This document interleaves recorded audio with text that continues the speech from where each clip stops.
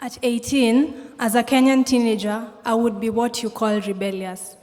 Going out, having fun, partying, and basically dangerous indulgence. This was despite my mom's disapproval.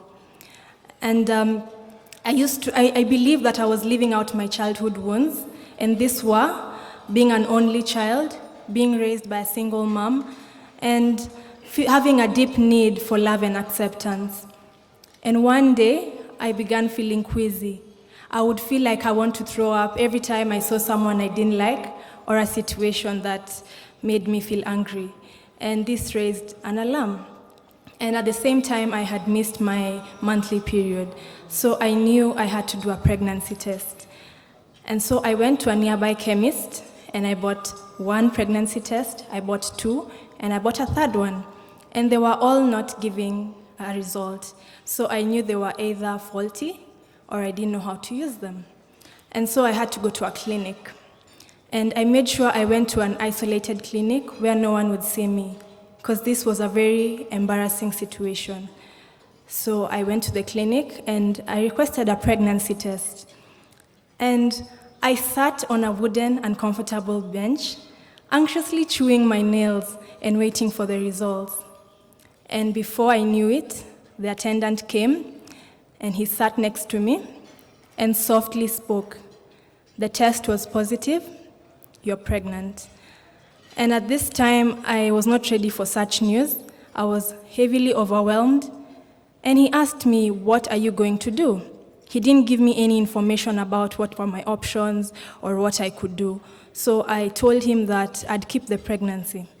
And this was not because I knew I was going to keep the pregnancy, but to get him off my back, because I knew he'd ask me more questions.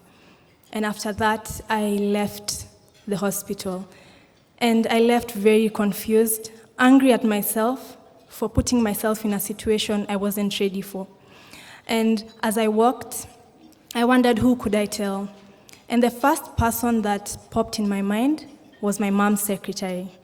She was close to me, and I knew she wouldn't tell my mom. And her reaction was, wow, Ivana, congratulations, I'll even buy you some fruits. And she was very excited, which shocked me because I didn't expect her to be excited, and this was not an exciting moment for me. And the second person I told was my friend at school, and she was also very excited and congratulated me. And this was very strange. I didn't understand why they were happy. And the third person I told was another friend in school, and she's the one who had the reaction I really, really expected. She was like, Ivana, no, you can't keep this pregnancy. You need to have an abortion. And so when I thought about it, I went home, and for the next 2 weeks after that, I spent my time racking my brain and weighing my options. And every time I'd see my mom, I'd feel that whatever decision I made, I'd still be a disappointment. I cried myself to sleep every day thinking, what can I do to get out of this situation? And after 2 weeks, I made my decision. And I made a decision to keep the pregnancy. This was for 3 reasons. One is an abortion is dangerous, and I could die, and I don't want to die, and I hate to die. And the second thing is that an abortion would make me feel selfish, and I never want to feel like a selfish person. I always want to feel warm, and at least that I take responsibility for the mistakes that I do. So that's the second reason. And the third reason was that this was going to be a baby. I loved babies, and I know it wasn't going to be easy, but nothing really is. And after making this decision, I had another dilemma, and that was telling my mom. My mom is harsh. My mom is very, very harsh.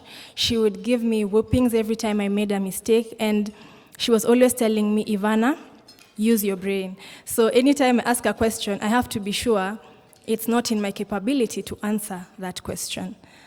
And so what happened is that I decided there's no way I'm telling my mom, and I decided I'm going to run away from home. So the next morning, I asked God, I am going to school. And before I get to the bus stop, please give me an answer where I need to run away to, because I need to run away fast. And so, as I was walking, I saw my answer 20 minutes later, and it was in form of a cat.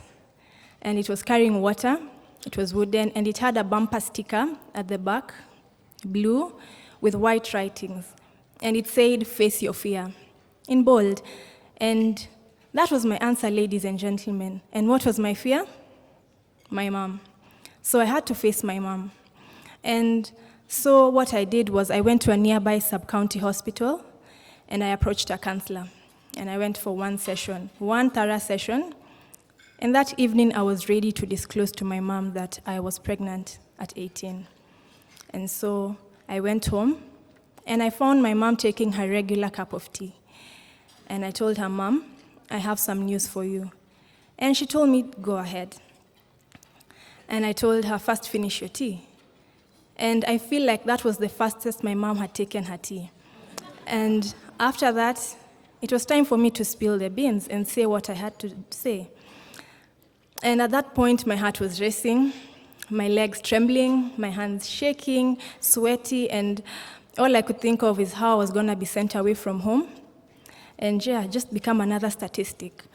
And so, I started by apologizing profusely. And I told her, "Mom, I'm very, very sorry, but what I'm going to tell you is not pleasant. But I really need your support." And then I said, "Mom, I'm pregnant. I'm 3 months pregnant, and I'm going to keep it." There was a moment of silence, and then she chuckled. And in Africa, when your mom does that, you know you're done. And so I just knew this was over. This is me, and I'm getting out of this house, and my life is completely doomed. And she went on to ask me a myriad of questions, like who the father was, what I intended to do, and whether I was going to get married. And after I answered all those questions, she said, "I'm going to support you on one condition, that you continue with school." And this made me very relieved, because the support that she has given me, I was able to continue with school. I gave birth to my adorable son. He's now 4. And I earned my bachelor's degree, which made my mom very, very proud.